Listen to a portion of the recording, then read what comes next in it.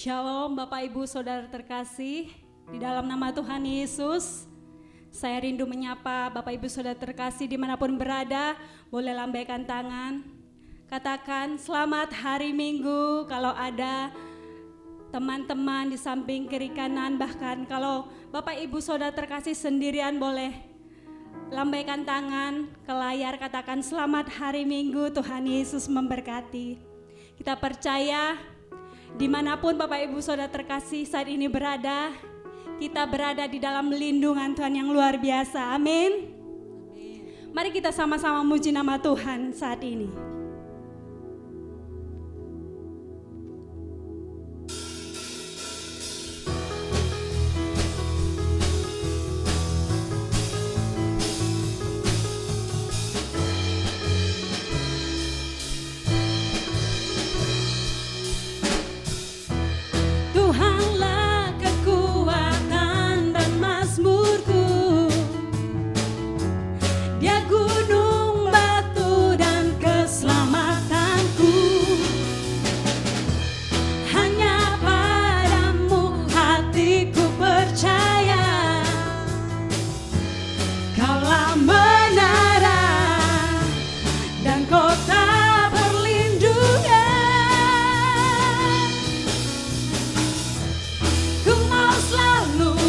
Syukur sebab cintamu padaku takkan pernah berubah.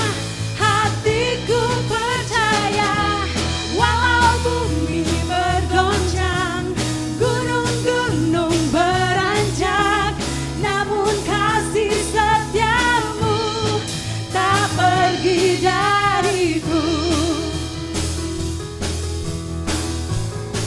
Mari sama-sama kita bawa pujian ini di hadapan Tuhan.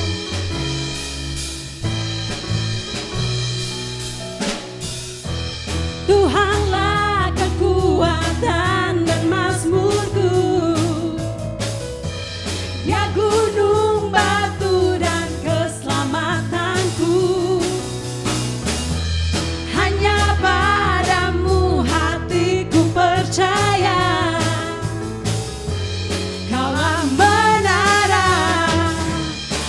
kota perlindungan.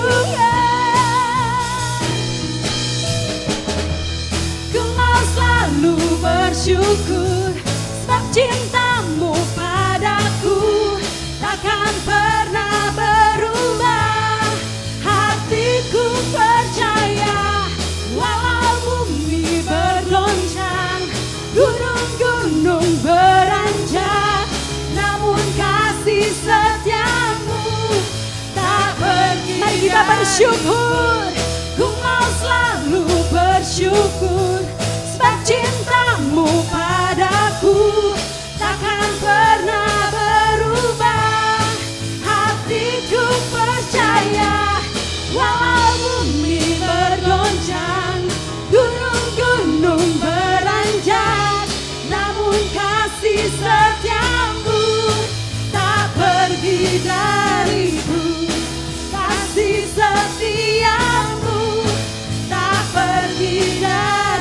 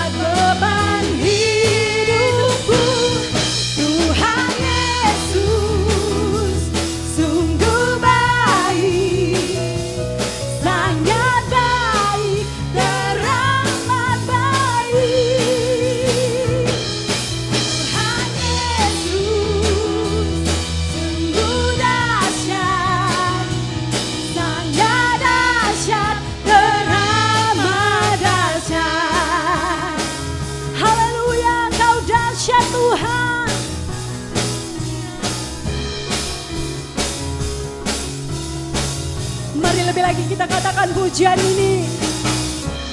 Bukti karyamu nyata, amin. Dari hari ke hari besar cintamu, besar cintamu nyata. Dari generasi ke generasi, katakan dengan iman saudara, kau angkat sakitku, kau angkat beban hidupku. Tuhan Yesus sungguh baik, sangat baik, teramat baik. Tuhan Yesus sungguh dahsyat, sangat dahsyat, teramat dahsyat, sangat dahsyat, teramat dahsyat, sangat dahsyat, teramat dahsyat.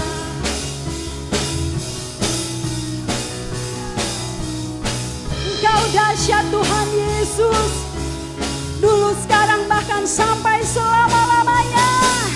Sama-sama katakan amin. Haleluya, haleluya, haleluya, haleluya Tuhan. Sungguh Engkau dahsyat Tuhan, Engkau ajaib dalam hidup kami. Bahkan Engkaulah kebenaran yang menyelamatkan hidup kami ya Tuhan Yesus. Kalau kami ada sampai pada saat hari ini, semuanya karena kasih dan anugerah-Mu dalam hidup kami ya Tuhan. Mari Bapak Ibu Saudara, kita persiapkan hati kita untuk datang dalam hadirat Tuhan.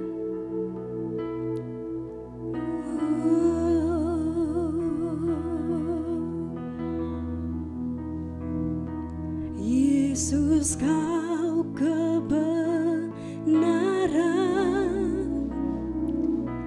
yang menyelamatkanku.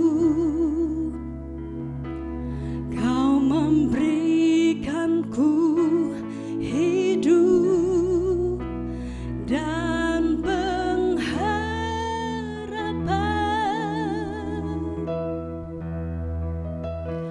Ku ikut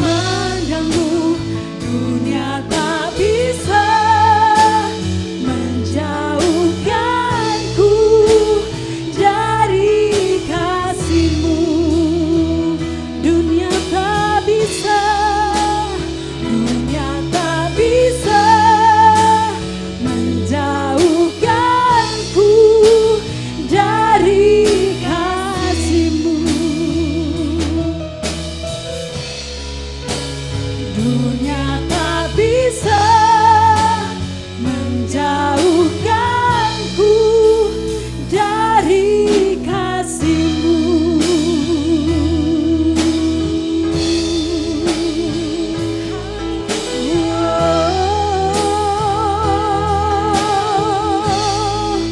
Kasih-Mu Tuhan,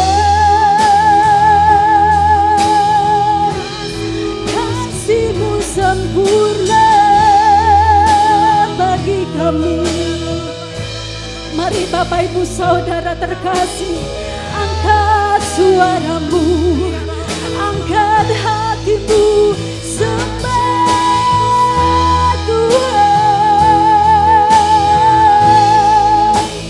Ya ralala ya shanara namo, iya batakana ralala ya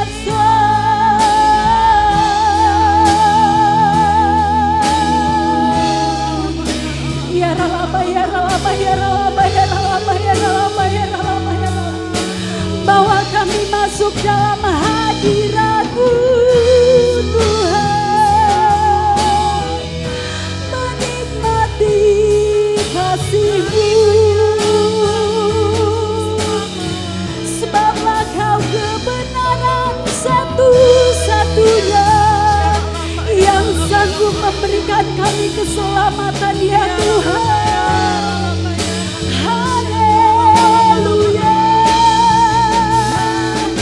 haleluya. Ya ralaba ya ralaba ya ralaba ya ralaba ya ralaba. Ya ralana ya shanana nama. Kami sembah Kau Tuhan. Kami rindu menyenangkan hati-Mu dalam hadirat-Mu. Kami menerima kesembuhan. Ya ralaba ya ralaba ya ralaba ya ralaba ya ralaba. Syana ralala nama Yeso. Haleluya. Syaralaba ya ralaba ya ralaba ya ralaba ya ralaba laba ya ralaba laba laba laba laba laba. Syana ralaba kata karalaba ya ralaba laba laba laba laba laba laba laba laba. Jesus. Syana ralaba ya ralaba ya ralaba ya ralaba ya ralaba ya ralaba. Terima kasih Tuhan, terima kasih.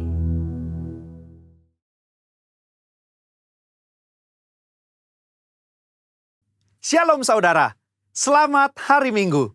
Voice of Pentecost hari ini akan membahas mengenai prophetic preaching atau khotbah profetik.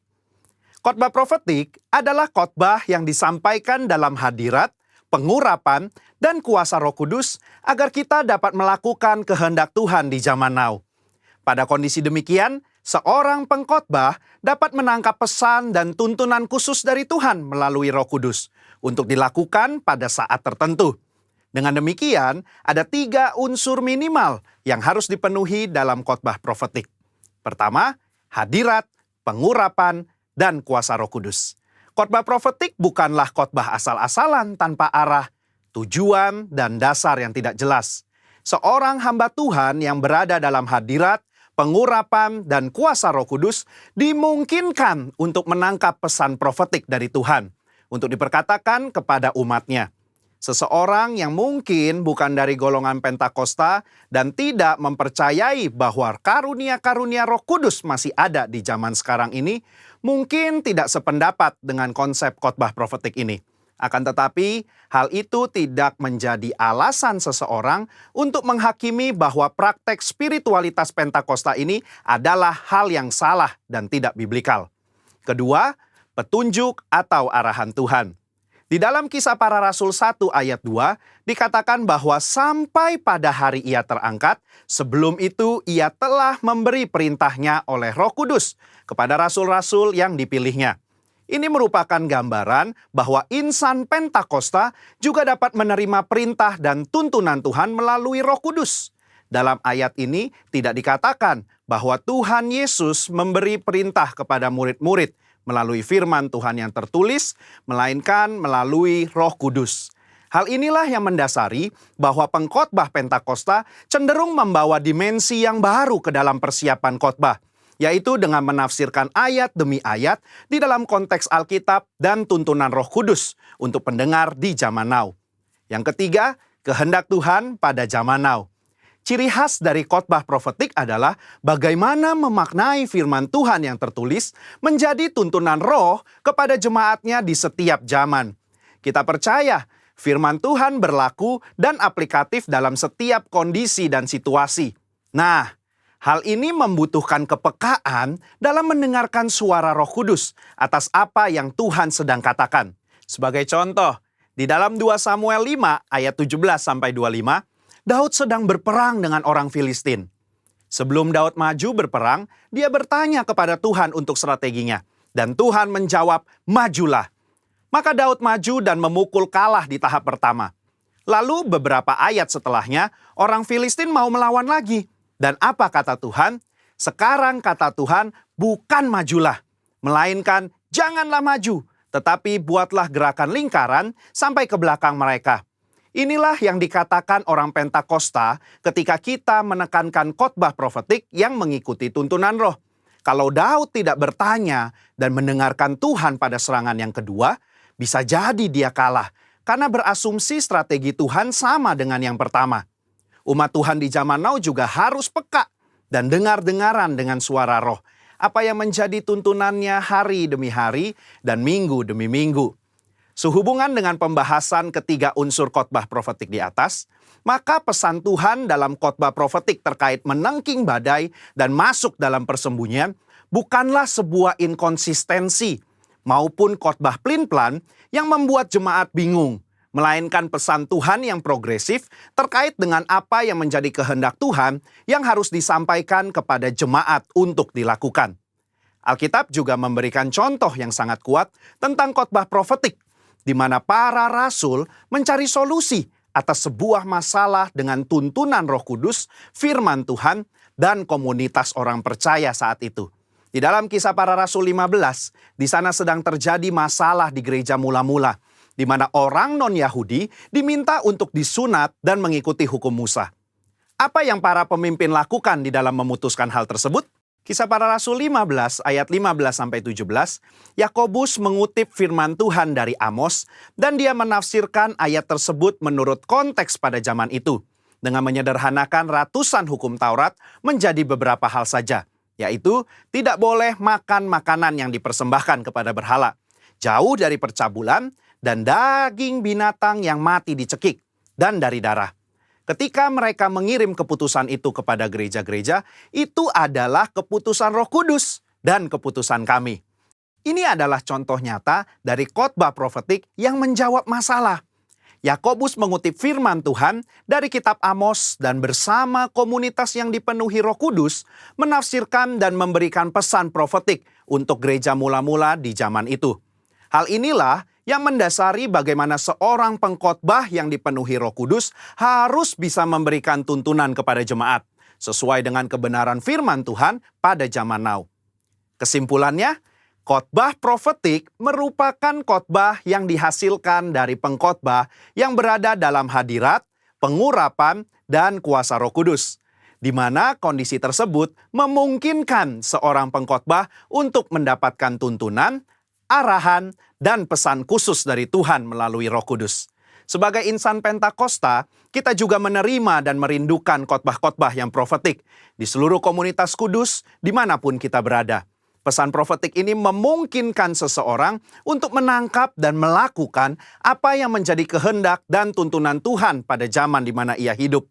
Sehingga dengan penuh keyakinan kita menjalani kehidupan yang berkemenangan bersama Tuhan. Amin. Saudara, untuk penjelasan lebih lengkapnya dari tim teologi kami, jangan lupa buka link yang ada di atas atau scan barcode yang tersedia. Tuhan Yesus memberkati.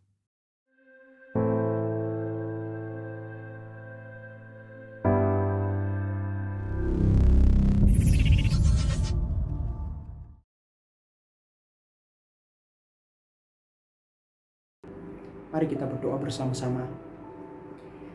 Tuhan Yesus, terima kasih, kami bersyukur untuk kasih dan anugerah-Mu dalam hidup kami yang tidak pernah habisnya ya Tuhan. Kami bawa gereja-Mu, jemaat Tuhan, dalam tangan-Mu ya Tuhan. Berikan hati yang setia, roh yang taat ya Tuhan, untuk terus beribadah, untuk terus mencari wajah Tuhan pada hari-harinya Tuhan, sebelum kedatangan-Mu yang kedua kali. Persiapkan gereja-Mu, persiapkan umat-Mu Tuhan. Memberikan hati yang taat setia pada setiap gereja, pada setiap jemaat umat-Mu ya Tuhan, untuk terus beribadah, terus melekat dan mendekat kepada-Mu ya Tuhan. Dan taruhkan kehausan, kelaparan dalam pengenalan akan Tuhan kepada jemaat-Mu, umat-Mu pada hari-hari yang terakhir ini ya Tuhan Yesus. Terima kasih Tuhan, berkati pekerjaan mereka. Apapun yang mereka kerjakan hari-hari ini, mereka melakukannya dengan takut akan Tuhan. Lindungi mereka, umat-Mu ya Tuhan, dari pandemi, dari COVID-19 ini ya Tuhan. Semua kami aman dalam perlindungan. Biarlah Mazmur 91 menjadi bahagian kami. Berkati juga ya Tuhan setiap bapak-bapak rohani kami. Mereka diberkati dengan kasih dan anugerah Tuhan. Berikan kesehatan, umur yang panjang pada setiap bapak rohani kami. Dimulai dari Bapak Nikonio Toroharjo, Pak Johan Handoyo, Pak Irwan Wijaya, dan gembala setempat kami ya Tuhan, Bapak Winston Simamora, istri dan anak-anak mereka Tuhan. Pelihara dan lindungi mereka. Biarlah tanda-tanda heran ajaib menyertai mereka. Terima kasih Tuhan untuk keteladanan mereka, untuk doa-doa mereka yang terus memayungi kami ya Tuhan. Berkati mereka dengan pengurapan yang berlimpah-limpah, roh yang menyala-nyala. Terima kasih Tuhan, kami bawa Malaysia dan Indonesia ke dalam tangan-Mu. Tuhan, Engkau yang memulihkan keadaan bangsa. Dari sisi ekonomi kami serahkan ke dalam tangan-Mu. Kami tahu ya Tuhan, dengan satu kata saja Tuhan, Engkau sanggup menghentikan COVID pandemi 19 ini ya Tuhan, di dalam nama Tuhan Yesus. Dan bahagian kami adalah terus melekat, berharap kepada Tuhan. Terima kasih Tuhan, kuatkan setiap frontline yang ada ya Tuhan, orang-orang yang melayani di barisan hadapan ya Tuhan, perawat para pasien yang ada di rumah-rumah sakit, di klinik swasta atau kerajaan. Kuatkan mereka, berikan hikmat kepada pemerintahan untuk melakukan keputusan-keputusan hari-hari ini ya Tuhan, untuk dapat memutuskan rantai penularan COVID-19 ini yang ada di Malaysia, yang ada di Indonesia, bahkan sampai ke bangsa-bangsa. Berikan hikmat, kekuatan bagi seluruh para pemimpin, dimulai dari teratas sampai ke bawah ya Tuhan. Berkati mereka berlimpah-limpah dengan kekuatan, supaya mereka memerintah dengan takut akan Tuhan, dan seluruh rakyat mereka layani dengan adil dan saksama ya Tuhan, sehingga setiap rakyat jelata mengalami pelayanan yang sama ya Tuhan. Terima kasih Bapa, pulihkan keluarga-keluarga hari-hari ini, suami-suami, istri-istri ya Tuhan, anak-anak semuanya dipulihkan. Kasih Tuhan dicurahkan di atas keluarga-keluarga yang ada ya Tuhan. Biarlah Tuhan mengumpulkan setiap umat-Mu, keluarga-keluarga hari-harinya Tuhan, di dalam ada perselisihan, di dalam ada pertengkaran atau apapun yang membuat percecokan ya Tuhan. Pulihkan hari-hari ini di dalam nama Tuhan Yesus. Kasih-Mu memulihkan keluarga-keluarga ya Tuhan. Terima kasih Bapa, kami bersyukur kepada-Mu ya Tuhan. Kami tahu bahwa Allah memegang kendali dalam setiap keadaan di bumi ini ya Tuhan, dan tidak ada yang di luar kendalinya Tuhan, karena kami tahu bahwa Allah kami terlebih besar dari segala apapun ya Tuhan. Terima kasih, kami berdoa supaya setiap gembala-gembala kul, anak-anak kul terus aktif ya Tuhan, terus dalam komunitas rohani, keluarga rohani, dan mereka tidak memisahkan diri mereka dari perkumpulan keluarga rohani yang sehat ya Tuhan, sehingga kami semua bertumbuh ke arah Kristus. Terima kasih, terpujilah nama Tuhan. Berkati ibadah ini ya Tuhan, berkati firman Tuhan yang akan disampaikan oleh hamba-Mu, menjadi berkat buat setiap kami yang mendengar. Dan kami diubahkan, kami mengalami perubahan dan hidup berintegritas semakin serupa dengan Tuhan Yesus. Terima kasih Tuhan, lawat ibadah ini sampai dimulai dari awal sampai selesai ibadah ini Tuhan. Hadirat-Mu memenuhi dan kami semua diberkati dan dipulihkan. Dalam nama Tuhan Yesus kami bersyukur dan sudah berdoa. Haleluya. Amin.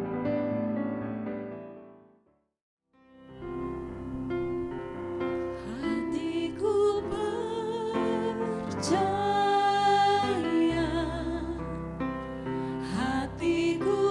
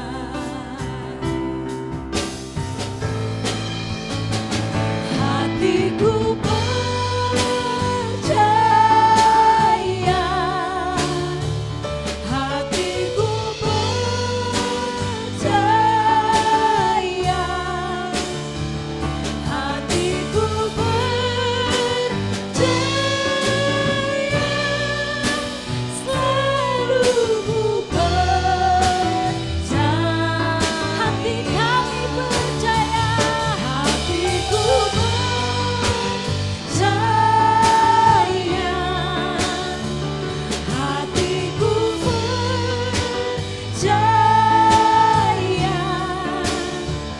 hatiku percaya, selalu ku percaya, selalu ku percaya, selalu ku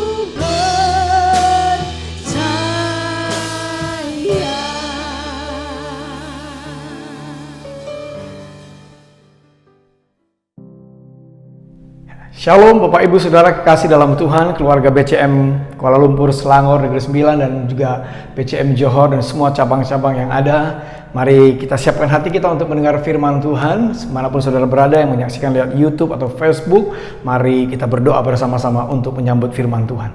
Bapak, terima kasih kami boleh berbakti, beribadah kembali pada hari ini untuk mendengarkan firman-Mu. Terima kasih untuk hadirat-Mu, pujian, penyembahan, doa-doa yang kami naikkan, dan hati kami siap untuk mendengar firman. Firman-Mu akan memberikan kekuatan, semangat baru, sukacita, firman yang mengajar, menegur, menuntun, menguatkan, menghibur kami Tuhan. Bahkan memberikan pesan-pesan kepada kami di awal tahun 2021 ini. Urapi mulut dan bibir hamba-Mu supaya hamba-Mu juga dapat menyampaikan firman Tuhan dengan bahasa yang sesederhana mungkin. Haleluya. Semua yang siap dengar firman Tuhan sama-sama katakan amin. Puji nama Tuhan.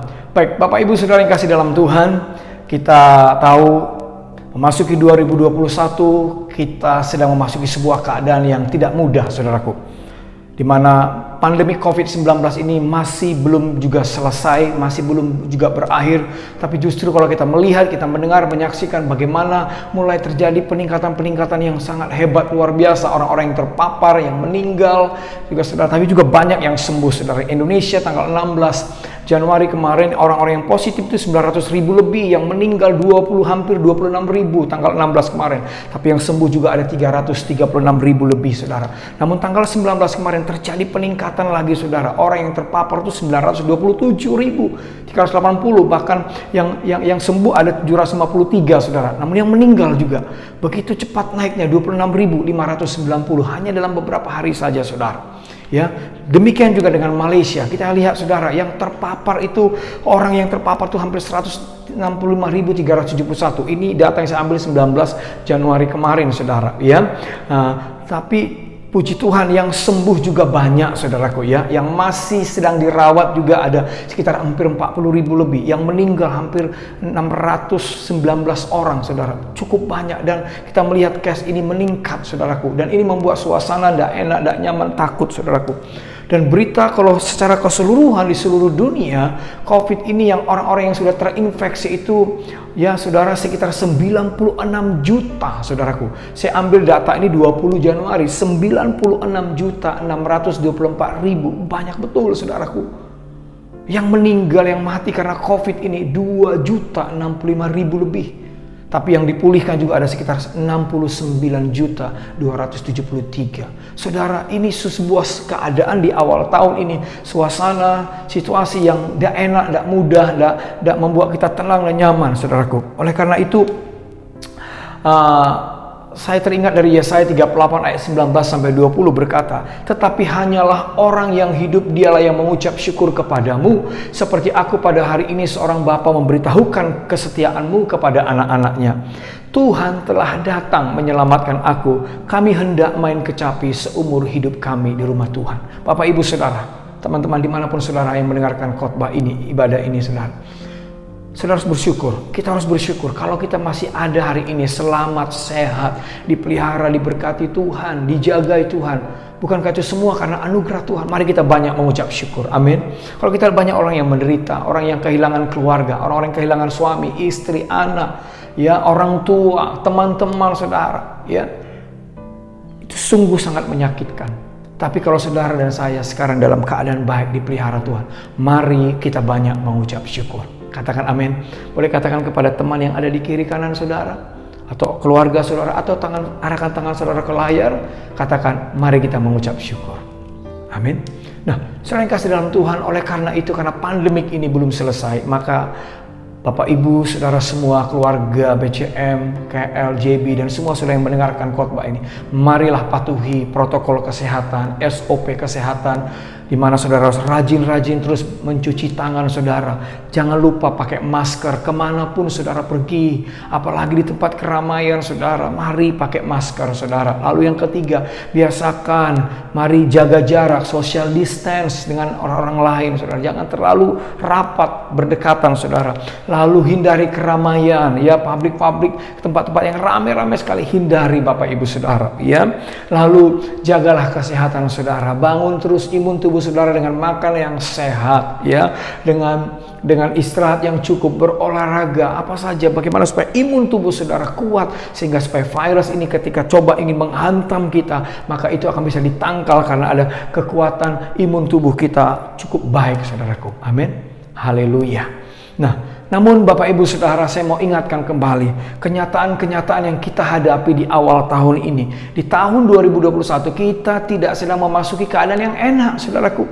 Selain pandemik yang makin menggila, kalau kita melihat makin menjadi-jadi saudara. Lalu apa yang terjadi? Bahwa ada varian-varian baru daripada virus ini saudara, sehingga bangsa-bangsa mengalami ketakutan saudara. Mau Malaysia, mau Indonesia, mau bangsa-bangsa sekarang sedang menjaga negerinya supaya orang gak gampang masuk ke negaranya saudaraku, ya, karena takut ada virus-virus baru masuk saudara, ya. Dan tentu ini membuat segala sesuatu jadi sulit, ekonomi jadi sulit, orang-orang bepergian kemana-mana jadi sulit saudaraku. Ini menjadi masalah tersendiri lagi saudara, ya. Dan kalau kita lihat Indonesia secara khusus, ya, apa yang kita saksikan, bagaimana Indonesia di awal tahun digoncang-goncang saudara, banjir di mana-mana, longsor di mana-mana.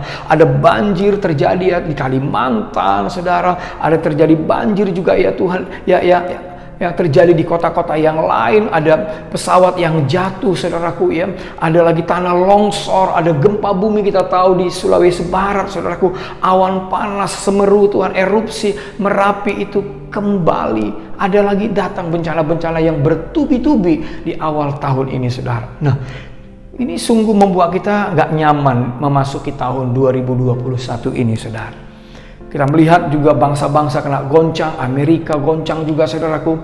Kita lihat juga Malaysia, bagaimana kembali Malaysia di MCO lockdown, ya, seperti awal tahun lalu Tuhan, bulan Maret, ya, bagaimana terjadi lockdown lagi, bahkan kalau terus keadaan ini, emergency ini, darurat ini, COVID ini belum juga selesai, kemungkinan bisa sampai bulan 8 itu Raja menyampaikan seperti itu saudara. Ini keadaan tidak mudah, dan ini akan menyangkut kepada kehidupan sehari-hari masyarakat, termasuk ekonomi, pekerjaan saudaraku, ya.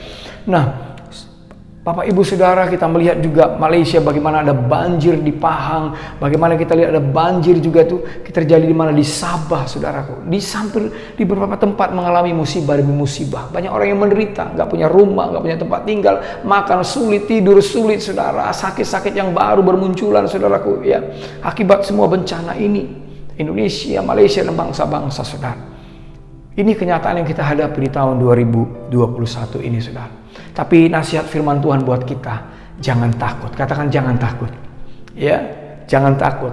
Seperti khotbah saya di awal tahun saudara, ada 2 perkataan, banyak mengucap syukur dan jangan takut. Saya mau ingatkan kembali kepada saudara, umat Tuhan, mari hari-hari ini banyak mengucap syukur, jangan takut. Amin. Ya. Nah, Yesaya 43 ayat 1-2 dikatakan, tapi sekarang beginilah firman Tuhan yang menciptakan engkau hai Yakub, yang membentuk engkau hai Israel, janganlah takut, sebab aku telah menebus engkau, aku telah memanggil engkau dengan namamu, engkau ini kepunyaanku. Apabila engkau menyeberang melalui air, aku akan menyertai engkau, atau melalui sungai-sungai, engkau tidak akan dihanyutkan. Apabila engkau berjalan melalui api, engkau tidak akan dihanguskan, dan nyala api tidak akan membakar engkau. Ini jaminan firman Tuhan kepada kita, jangan takut, dia pasti menyertai saudara. Yang penting kita berjalan bersama dengan Tuhan. Di mana Tuhan ada, mari kita di situ saudara. Katakan amin. Nah, Ibrani 12 ayat 26-29 berkata, waktu itu suaranya menggoncangkan bumi, tetapi sekarang ia memberikan janji satu kali lagi, aku akan menggoncangkan bukan hanya bumi saja, melainkan langit juga. Perhatikan, bukan saja bumi, tapi langit. Sudah jelas kita lihat saudaraku, bagaimana alam bagaimana hujan, gempa, saudara, wah, longsor, banjir, macam-macam. Ya, kecelakaan-kecelakaan di udara, di darat, di laut, saudara. Itu yang kita alami, goncangan sedang terjadi. Ungkapan satu kali lagi menunjuk kepada perubahan pada apa yang dapat digoncangkan. Karena ia dijadikan supaya tinggal tetap apa yang tidak tergoncangkan. Apa sih yang tidak tergoncangkan itu? Ayat 28 berkata, jadi karena kita menerima kerajaan yang tidak tergoncangkan. Jadi ada kerajaan yang tidak tergoncangkan, yaitu apa? Kerajaan Allah. Nah, kita ada dalam kerajaan Allah. Amin. Kalau saudara percaya Yesus, menerima Yesus sebagai Tuhan dan Juru Selamat, berarti saudara adalah umat-umat kerajaan Allah. Dan Tuhan ingatkan lagi di ayat 28 ini, marilah kita mengucap syukur. Oleh karena itu, biarlah tahun-tahun ini kita banyak mengucap syukur. Jangan bersungut-sungut, jangan komplain, jangan ngedumel, saudara, ya. Mari kita banyak mengucap syukur dan dikatakan beribadah kepada Allah menurut cara yang berkenan kepadanya dengan hormat dan takut. Ibadah lagi.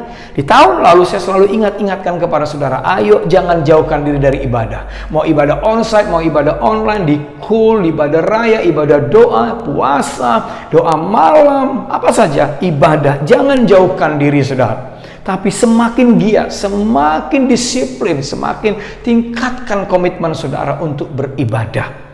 Karena kita sedang berada di masa-masa yang tidak mudah ini. Kalau kita boleh ada hari ini, baik, sehat, bisa kebaktian, kita bisa menyaksikan ibadah secara online mungkin. Bukankah itu anugerah Tuhan? Mari jangan jauhkan diri dari ibadah-ibadah yang sudah kita set, yang sudah kita aturkan. Mari, untuk apa? Supaya kita sama Tuhan itu semakin hari semakin melekat. Katakan amin. Ayat 29 katakan, sebab Allah kita adalah api yang menghanguskan. Katakan amin. Namun di tengah-tengah keadaan yang sedang kita alami ini, kita dapat pesan dari Tuhan melalui pemimpin kita, gembala pembina senior kita, Bapak Pendeta Dr. Insinyur Niko Nyotora Harjo, bahwa memasuki 2021 Tuhan kasih tema, visi, tuntunan kepada kita. Tahun ini menjadi tahun integritas. Tahun lalu tahun dimensi yang baru. Ini tahun integritas, saudaraku. Iya. Nah, hari ini saya ingin berbagi kepada Bapak Ibu Saudara tentang apa sih integritas itu. Iya. Integritas. Nah, kalau dalam catatan saya, integritas adalah kata yang berasal dari bahasa Latin, yaitu integer, yang artinya utuh dan lengkap, konsistensi tindakan, nilai, metode, ukuran, prinsip, harapan, dan hasil. Dalam etika, integritas dianggap sebagai kejujuran dan kebenaran atau ketepatan tindakan pada diri seseorang. Salah satu ahli memberikan definisi integritas atau orang-orang yang berintegritas itu adalah orang-orang yang memenuhi komitmen. Orang-orang yang menunjukkan kejujuran dan mengerjakan sesuatu dengan konsisten, ya. Jadi orang-orang yang berintegritas itu orang-orang yang memenuhi komitmen, menunjukkan kejujuran, mengerjakan sesuatu dengan konsisten. Jadi integritas itu artinya sebenarnya utuh, lengkap, komplit, ya. Itu arti dari bahasa aslinya, integer, saudara. Nah, kalau dari bahasa saya itu pengertian atau saya bisa coba menerjemahkan arti daripada integritas itu adalah seperti ini. Yang ada dalam pikiran, yang ada di dalam hati, yang diucapkan dan yang dilakukan itu harus sama. Tidak boleh beda. Apa yang ada dalam pikiran, dalam hati, dalam lewat perkataan atau yang dilakukan itu harus sama. Ya. Atau in out-nya sama, dalam dan yang keluar itu sama, ya. Nah, kalau tidak sama berarti orang tersebut munafik dong, atau pura-pura, atau palsu, atau bertopeng, saudara. Kalau nggak sama apa yang diucapkan dan apa yang dilakukan, apa dalam hatinya dan apa yang dia tindakannya, saudara. Kalau tidak sama berarti orang tersebut hidupnya penuh dengan kemunafikan, pura-pura, hidup dengan kepalsuan, bertopeng, saudaraku. Ya, berarti dia nggak original. Berarti integritas itu sebenarnya juga berbicara tentang original, keaslian seseorang. Ya, apa dalam yang di luar sama gitu, saudara. Itu integritas. Nah, Tuhan mau hari-hari ini kita anak-anak Tuhan jangan di masa-masa yang sekarang ini, mari kita jangan jadi orang-orang yang munafik, pura-pura, palsu, bertopeng, tapi Tuhan mau kita menjadi orang-orang yang berintegritas. Tentu apa yang kita ucapkan dengan apa yang kita lakukan itu sama. Apa yang di hati kita dengan apa tindakan kita, keputusan kita itu harus sama. Jangan kita nanti puji orang, di depannya kita puji dia, kita bilang dia baik, kita bilang oh dia orangnya begini yang positif. Tapi sesungguhnya ketika orang itu tidak ada, kita ngomongin orang itu, saudaraku. Itu keliru, itu salah, saudara. Lalu kita bilang oke, iya, padahal kita nggak kerjakan iya. Ya, kita bilang oke, saya lakukan ini, saya akan kerjakan, tapi pada kenyataannya kita tidak kerjakan, saudara. Nah, itu namanya kita munafik, pura-pura, atau palsu, atau bertopeng. Ada orang kelihatannya, wah sepertinya gayanya seperti orang kaya, banyak duit, padahal tidak ada duitnya, saudara. Ngomongnya selalu besar, ngomongnya selalu tinggi, ngomongnya selalu maha tahu kayaknya gitu, saudara. Padahal nggak tahu apa-apa gitu, saudara ya. Wah gayanya selangit gitu, saudara. Mungkin dia kayaknya, wah tampilan luarnya kayaknya orang banyak duit lah, atau orang hebat lah. Padahal seperti bahasa yang sering kita dengar, tong kosong nyaring bunyinya, saudara. Ya, kelihatannya tampilannya atau kelihatan dari luar itu bagus, padahal nggak bagus, saudaraku. Kelihatannya dia itu ramah, manis, ternyata tukang gosip, tukang marah, saudaraku. Nah, ini bukan integritas. Kalau integritas itu saya ulang kembali, yaitu berbicara apa yang ada di pikiran, apa yang ada dalam hati saudara, apa yang saudara ucapkan, apa yang saudara lakukan, itu sama semua. Ya. Nah, saudara, menurut C.S. Lewis bilang begini, integrity is doing the right thing even when no one is watching. Integritas itu adalah melakukan hal-hal yang benar sekalipun tidak ada orang yang menyaksikan atau yang melihatnya, saudara. Ada orang, tidak ada orang, dia tetap melakukan yang benar dengan cara yang benar. Ya, ada orang atau nggak ada orang melihat, saudara. Integrity is doing the right thing even when no one is watching. Ya, nah, integritas adalah Anda selalu menjadi diri Anda sendiri sepanjang waktu. Ya, bukan angin-anginan, bukan mut-mutan. Hari ini baik, besok enggak. Hari ini rajin, besok enggak. Hari ini kudus, besok enggak. Hari ini jujur, besok enggak. Oh, bukan. Integritas itu adalah Anda selalu menjadi diri Anda sendiri di sepanjang waktu, dalam segala keadaan, dalam segala situasi. Ya, kalau hari ini Anda baca firman, besok baca firman, hari ini berdoa, berarti besok berdoa. Tidak tergantung situasi dari luar atau mood hati saudara. Itu integritas. Ya, kalau Anda hari ini jujur, besok juga jujur, selamanya juga jujur. Kalau Anda hari ini rajin, selamanya rajin, itu saudara. Nggak angin-anginan, nggak mut-mutan, ya, nggak terpengaruh sama situasi dari luar, ya. Tapi saudara punya punya betul-betul orang-orang yang berintegritas itu, dia punya tanggung jawab terhadap dirinya, terhadap semua keputusannya, terhadap semua tindakannya. Dia nggak tergoncang apapun situasi yang dihadapi, dia tetap menjaga dirinya, keoriginalan dirinya, saudaraku. Ya, nah, saudara, sekarang mari kita masuk kepada poin berikutnya. Apa sih kata firman Tuhan tentang integritas? Ya. Tentu banyak sekali, saudara. Namun hari ini saya ingin berbagi dari Mazmur 24 ayat 3-4. Apa kata firman Tuhan tentang integritas?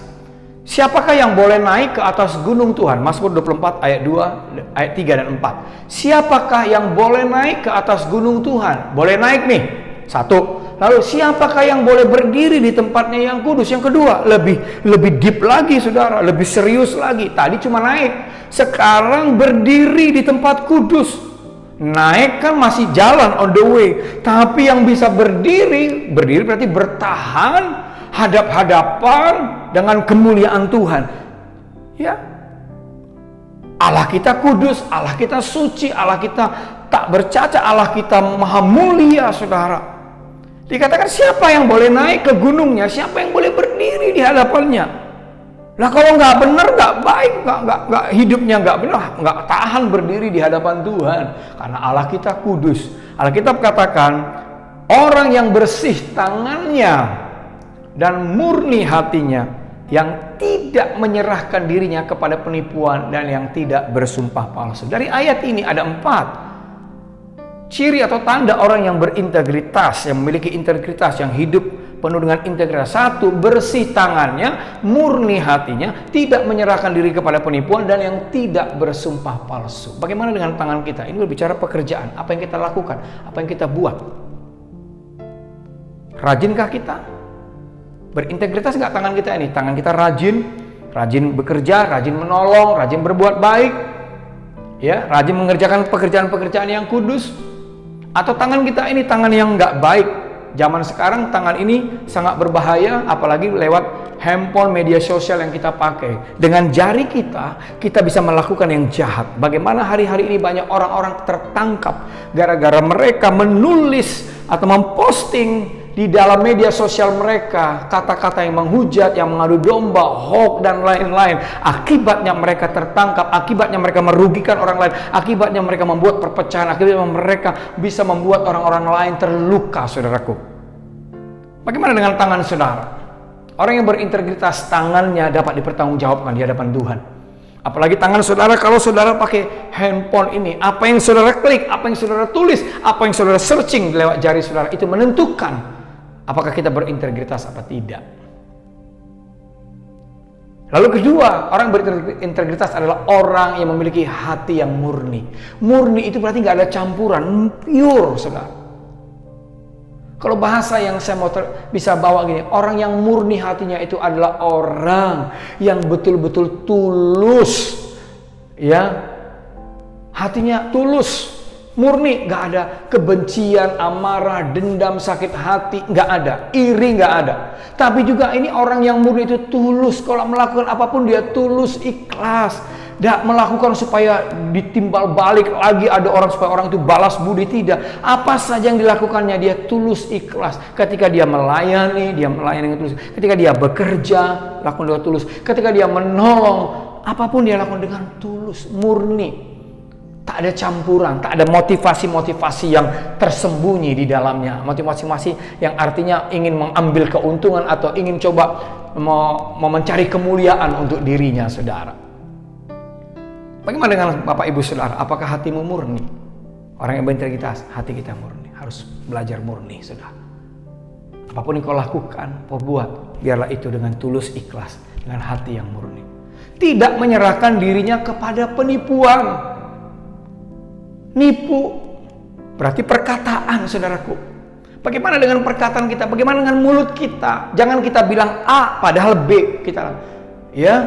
Jangan mulut kita dolak-dali. Kita bilang iya padahal nggak dikerjakan, saudaraku. Mulut kita dolak-dali, saudara. Bohong, saudaraku. Ya, melebih-lebihkan. Bahkan juga ada orang mengurang-urangkan kenyataan apa fakta yang ada atau menambah-nambahkan. Mulut ini jangan dipakai untuk memecah belah, menggosip, ya, menjatuhkan orang, mempermalukan orang. Tapi mulut kita ini jangan diserahkan kepada penipuan. Artinya jaga perkataan saudara, biar perkataan saudara perkataan yang jujur, yang benar, yang kudus, yang saleh, yang bisa menyemangatkan orang lain, membangkitkan orang lain. Perkataan-perkataan yang memuliakan Tuhan, perkataan-perkataan yang memberikan inspirasi kepada orang lain. Hati-hati dengan kita. Itulah integritas. Orang integritas itu menjaga perkataannya, ya. Jangan sampai saudara gampang-gampang janji A, janji B, tapi nggak pernah ditepati, saudara. Bernajar sama Tuhan. Tuhan, kalau nanti saya begini, begitu, begini, saya akan buat ini dan itu. Ya, waktu susah kita banyak najarnya sama Tuhan. Gila sudah dipulihkan Tuhan, satu pun najarnya nggak digenapi, nggak ditepati, saudara. Kita janji sama orang, ya oke deh, aku janji akan kubayar lunas utangku, atau aku akan janji akan buat begini, buat begitu, tapi pada kenyataannya tidak lakukan. Hati-hati kita dengan perkataan kita, mulut kita. Jangan bersumpah palsu, saudara. Kembali lagi, ya, bersumpah palsu ini perkataan juga, perbuatan-perbuatan kita. Jangan jadi orang yang palsu, itu tadi munafik. Hati-hati, jangan bersumpah palsu. Kalau memang iya, katakan iya. Kalau enggak, bilang enggak. Jangan cuma karena menyenangkan orang lain, kita coba bagaimana. Padahal kita nggak mau lakukan itu. Cuma karena supaya orang itu senang, orang itu nggak marah gitu, saudara. Dan kita coba melakukan berkompromi. Mari Bapak Ibu Saudara, 4 hal ini dari ayat firman Tuhan yang boleh saya sampaikan. Mari bersih tangan saudara, murni, tidak menyerahkan diri kepada penipuan, dan yang tidak bersumpah palsu. Katakan amin, haleluya. Nah, berikutnya saudara, dari ayat tadi kita bisa saya menyimpulkan berarti integritas tersebut adalah kekudusan. Katakan kekudusan. Integritas berbicara kekudusan. Integritas berbicara adalah hidup seperti Kristus. 1 Yohanes 2 ayat 6 berkata, barang siapa mengatakan bahwa ia ada di dalam dia, ia wajib hidup sama seperti Kristus telah hidup. Integritas artinya hidup kudus. Integritas artinya kita hidup sama seperti Kristus hidup. Tindakan, perbuatan di hati, di pikiran, di seluruh kehidupan Yesus itu sama, tidak ada yang berbeda. Apa yang dia pikirkan, apa yang diucapkan, apa yang di hatinya, apa yang dia kerjakan, itu sama. Baik, benar, berintegritas. Ya. Nah, lalu bagaimana cara saudara dan saya bisa dapat hidup berintegritas? Kalau Bapak Ibu teman-teman baca Matius 10 ayat 34 sampai 39, intinya begini. Yesus katakan ini, barang siapa ingin mengikut aku, dia harus mau pikul salib, sangkal diri, bayar harga. Jadi orang yang mau berintegritas, dia harus mau pikul salib. Pikul salib ini gini, dia tahu ini nggak benar, tapi dia nggak boleh bilang itu benar. Dia tahu ini salah, dia nggak mau melakukan itu, saudara. Pikul salib itu berarti nggak enak. Untuk orang yang mau hidup berintegritas, dia harus siap untuk pikul salib, sangkal diri, ya, mematikan kedagingannya, saudara. Ya, nggak enak. Pikul salib itu nggak enak. Sangkal diri itu nggak enak, saudara. Tetapi itulah syarat atau cara untuk kita bisa hidup berintegritas. Kalau enggak, kita bisa menjadi orang yang munafik tadi, bermuka dua, pakai topeng, berpura-pura, saudaraku. Karena integritas itu ada harga yang kita bayar. Karena kita harus mempertahankan hidup yang benar, nilai-nilai kebenaran, dengan resiko-resiko. Mungkin kita dimusuhi, kita dibenci, kita nggak disuka. Bahkan daging kita terasa sakit ketika kita menolak atau menyangkal semua hal-hal yang nggak baik. Ya, itu nggak gampang, saudara. Ketika ada godaan di depan saudara, saudara harus pikul salib untuk tidak mau mengikuti godaan itu, saudara. Maka yang kedua, untuk kita bisa berintegritas, kita belajar dari Yesus. Matius 4 ayat 1 sampai 11. Kalau Bapak Ibu baca nanti di rumah, setelah ini bisa saudara lihat di dalam Alkitab, saudara. Dikatakan ada Yesus waktu setelah dibaptis, Roh Kudus membawa dia ke padang gurun, puasa 40 hari, lalu dia dites, lalu diuji, dicobai sama iblis sebanyak 3 kali.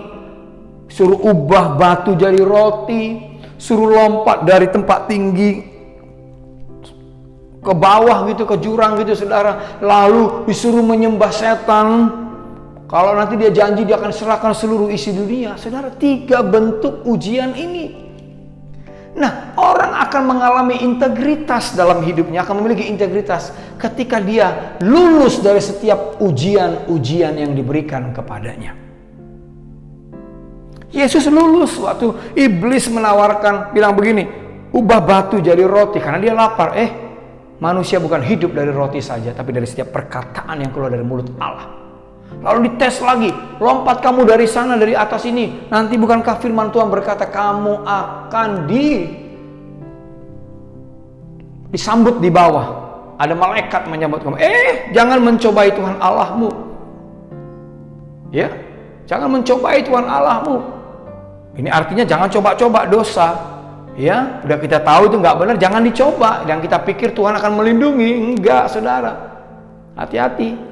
Beda kalau pencobaan itu yang datang sendiri, Tuhan akan berikan kekuatan. Tapi kalau kita dengan sengaja, beda itu, saudara. Lalu dikatakan semua kemegahan dunia ini akan kuberikan kepadamu, tapi engkau harus menyembah kepadaku. Enggak benar. Yang layak menyembah Bapa, bukan aku menyembah, kamu yang harus menyembah Tuhan. Saudara, penyembahan, pemujaan, godaan-godaan ini Ini sebuah bentuk tes, ujian untuk kita bisa lulus dan menerima integritas itu. Dan kita dikatakan berintegritas. Pasti pikul salib, sangkal diri. Lalu kedua, ujian-ujian yang kita hadapi. Ada orang ujiannya apa? Matanya. Ujiannya apa? Hatinya. Iri enggak? Sakit hati enggak? Cemburu enggak? Ada orang ujian apa? Mulutnya. Diuji. Bersungguh-sungguh atau mengucap syukur. Nahan untuk membalas marah atau bagaimana? Ujian apa lagi? Tangan ini. Ingin membalas apa enggak? Mungkin teks orang gitu saudaraku. Ya. Ujian apa lagi saudara? Uang yang Tuhan percayakan kepada kita. Kita diuji loh. Setiap berkat-berkat yang diberikan kepada kita. Waktu kita dikasih sama Tuhan, kita pergunakan dengan baik enggak? Mana yang milik Tuhan? Mana yang harus kita nikmati? Mana yang harus kita taburkan untuk orang lain, untuk jiwa-jiwa, untuk pekerjaan Tuhan? Mana yang harus kita saving juga? Kita diuji saudara. Bahkan beberapa diuji dengan jabatan pangkat. Ketika kamu dikasih posisi, kamu diktator nggak? Kamu jahat nggak? Kamu semena-mena nggak? Waktu kamu dipercayakan perkara-perkara yang kecil, 5 talenta, 2 talenta, 1 talenta, kamu diuji, kamu kerjakan apa enggak? Atau kamu jadi main-main itu dengan semua talenta karunia. Ketika kalau kita di gereja dalam pelayanan, ketika Tuhan percayakan jiwa-jiwa, 1, 2, 10, 5, 100, kita tanggung jawabnya enggak dengan baik. Ketika saudara dipercayakan tugas di pekerjaan, saudara kerjakan dengan yang baik. Saudara melakukan dengan benar enggak semua pekerjaan itu. Kita di semua area hidup kita diuji. Kadang-kadang kita diuji kesabaran kita, diuji kekudusan kita, diuji motivasi kita, diuji ketika kita sedang dalam penderitaan sama seperti Ayub. Dia kan diuji saudara. Masihkah dia tetap mengasihi Tuhan? Amin. Gehazi, ajudannya si Elisa, diuji dengan ketamakan soal upah, saudaraku. Semua kita diuji, saudara. Akan dalam kitab Yosua bagaimana ketika dia bilang, jangan ada seorang pun yang ambil dari semua jarahan dari Yeriko itu, tapi akan diam-diam menyembunyikan barang-barang yang harus dikhususkan kepada Tuhan. Dia diuji dengan semua kegemilangan, semua kemilau, harta-harta yang bagus itu, saudara. Akhirnya dia mati, dibakar, dia dan seisi keluarganya. Tidak berintegritas. Bapak, Ibu, Saudara, teman-teman, semua yang mendengarkan firman Tuhan ini. Bagaimana kita bisa menerima atau mendapatkan integritas ketika saudara mau pikul salib, sangkal diri. Ketika saudara lulus tes, lulus ujian. Amin. Haleluya. Saudara, ketika saudara dan saya memiliki integritas, maka ada buah yang kita terima. Mazmur 24 ayat 5, ya. Pertama, buah yang akan saudara nikmati adalah saudara mendapat berkat. Jadi nggak usah kejar berkat, nggak usah mati-matian kejar-kejar berkat. Berkat itu akan datang kepada orang-orang yang berintegritas. Berkat itu banyak loh saudara.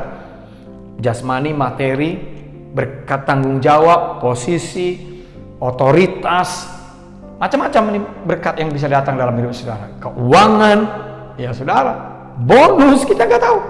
Tapi berkat itu akan datang kepada orang-orang yang berintegritas. Kedua, keadilan.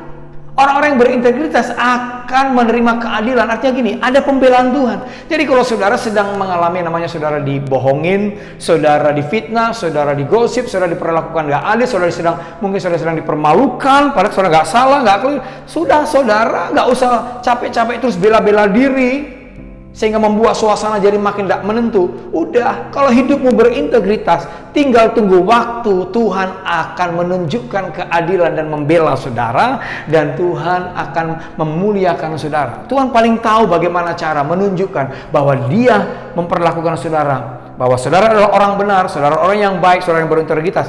Dia akan tahu bagaimana menunjukkan bahwa saudara adalah orang yang benar, bukan orang yang dibilang, yang digosipkan itu atau yang difitnahkan itu. Tinggal tunggu waktu aja. Itu berkat orang yang berintegritas. Lalu keselamatan. Orang yang berintegritas akan diselamatkan oleh Tuhan, akan ditolong Tuhan. Minimal kita masuk dalam kerajaan sorga. Setidaknya kita masuk dalam kerajaan sorga. Kita selamatkan di bumi ini. Ya, ada pemeliharaan, ada perlindungan Tuhan, ada penjagaan Tuhan. Tapi keselamatan yang sempurna adalah waktu kita masuk dalam kerajaan surga. Jadi orang yang berintegritas pasti akan masuk dalam kerajaan surga. Yang terakhir, saudara, mari kita lihat. Amsal 20 ayat 7 katakan, orang benar yang bersih kelakuannya, berbahagialah keturunannya. Dalam terjemahan King James Version bilang begini, the just man walk in his integrity, his children are blessed after him. Jadi orang-orang yang berjalan dalam integritas, bukan saja dia diberkati, tapi anak-anaknya, keturunannya diberkati. Bagaimana dengan kita yang berkeluarga? Mau nggak kita, anak-anak kita, keturunan kita diberkati Tuhan? Maka dari sekarang, hiduplah berintegritas. Nanti kita akan lihat anak-anak kita pasti akan diberkati, dipelihara oleh Tuhan. Katakan amin. Oleh karena itu, tema saya hari ini sebenarnya, dalam khotbah saya ini adalah your integrity determine your capacity. Integritasmu menentukan kapasitasmu. Itu tema saya. Your integrity determine your capacity. Kapasitas yang akan saudara terima, kapasitasmu. Berarti kapasitas berbicara kebesaran, keluasan, kedalaman. Kebesaran saudara. Seberapa luas, seberapa banyak, seberapa dalam, seberapa tinggi yang akan kau capai, kau dapat, kau terima, itu sangat ditentukan oleh integritasmu. Banyak contoh di Alkitab, Yesus sudah pasti. Abraham contoh juga. Tapi hari ini dengan singkat yaitu Yusuf dan Daud. Bagaimana Yusuf hidupnya berintegritas sejak dia dibuang, ditangkap, dijual oleh abang-abangnya sampai dia ada dalam penjara. Hidupnya terus berintegritas. Bahkan Tuhan katakan Tuhan menyertai dia terus. Karena apa? Hidupnya berintegritas, takut akan Tuhan, hidup kudus, saleh, rajin, jujur. Ya tulus, ikhlas, murni, saudara. Tiba-tiba dari penjara, dia nggak perlu lagi lewat jenjang 1, jenjang 2, enggak. Langsung dari penjara dia diangkat tinggi oleh Tuhan jadi nomor 2 di Mesir. Berbicara berarti karena integritasnya membuat dia menerima kapasitas yang besar. Dari hukuman penjara tiba-tiba jadi nomor 2 di kerajaan Mesir. Jadi dia mengatur semuanya, apa-apa saja yang terjadi di Mesir, khususnya di masa kelimpahan dan di masa kelaparan. Karena Tuhan tahu kapasitasnya sudah siap untuk menerima yang besar. Sama dengan saudara. Kalau saudara berintegritas, itu akan menentukan sebesar mana kapasitas yang akan saudara terima daripada Tuhan. Ya, jadi nggak perlu jealous, nggak perlu saingan-saingan sama orang, nggak ada guna, saudara. Kalau saudara berintegritas, nanti Tuhan akan berikan apa yang memang sesuai dengan kapasitas saudara. Jadi nggak perlu iri. Amin. Yang 1 talenta, 2 talenta, 5 talenta. Siapa yang mereka yang berintegritas, Tuhan tambah-tambahkan. Siapa lagi? Daud. Daud itu anak muda yang berintegritas. Dari gembala di padang yang mengurus 2-3 ekor kambing milik bapaknya, domba milik bapaknya. Yang tidak ada orang lihat, di tempat panas, kotor, jorok, saudaraku ya. Tidak ada orang yang lihat dia. Semua orang pengennya terkenal. Perang di lapangan pengen dikenal sama Raja Saul pada waktu itu. Tapi Daud dengan setia mengurus gembala, domba-domba milik bapaknya, saudara. Bahkan dia ketika disuruh antar makanan ke tempat abang-abang yang sedang mau perang itu, dia pergi. Harusnya anak bungsu itu disayang, dimanja, tapi justru dia bekerja lebih berat. Tapi apa yang terjadi? Perhatikan, seorang gembala, kambing domba, anak muda, belia, kemerah-merahan, Tuhan urapi jadi raja. Tuhan bawa dia pelan-pelan dari gembala kambing domba, jadi pemain kecapi di istana Saul, naik jadi pemimpin perangnya si Saul, naik jadi raja atas Yehuda, terus sampai raja atas Israel, 12 suku Israel. Kapasitas, kenapa? Integritasnya. Bapak Ibu Saudara, mari kembangkan terus integritas dalam diri saudara. Maka kapasitas itu akan menyertai, akan datang sama saudara. Oleh karena itu tema saya dalam khotbah hari ini adalah the capacity. Amin, kapasitas. Integritas, your integrity determine your capacity. Katakan amin. Mari kita berdoa. Terima kasih, hamba-Mu selesai menyampaikan firman-Mu, berkati anak-anak-Mu, biarlah firman hari ini betul-betul boleh ditangkap, diterima oleh umat Tuhan yang hadir dalam ibadah online hari ini. dalam nama Yesus. Amin. Boleh berikan tepuk tangan buat Tuhan kita, Bapak Ibu Saudara. Haleluya. Baik, kita akan akhiri ibadah kita. Mari kita angkat tangan kita untuk terima berkat daripada Tuhan. Tuhan memberkati Bapak Ibu Saudara dengan berkat yang berlimpah-limpah dari Allah Bapa di sorga melalui Yesus Kristus Tuhan Anak yang tunggal, dan persekutuan yang manis dengan Allah Roh Kudus menyertai saudara sekalian hari ini sampai selama-lamanya. Mari ikuti doa saya, katakan Maranatha, datanglah Tuhan Yesus, kami sungguh merindukanmu. Sama-sama katakan amin. Tuhan memberkati. Shalom saudara. Sampai jumpa kembali.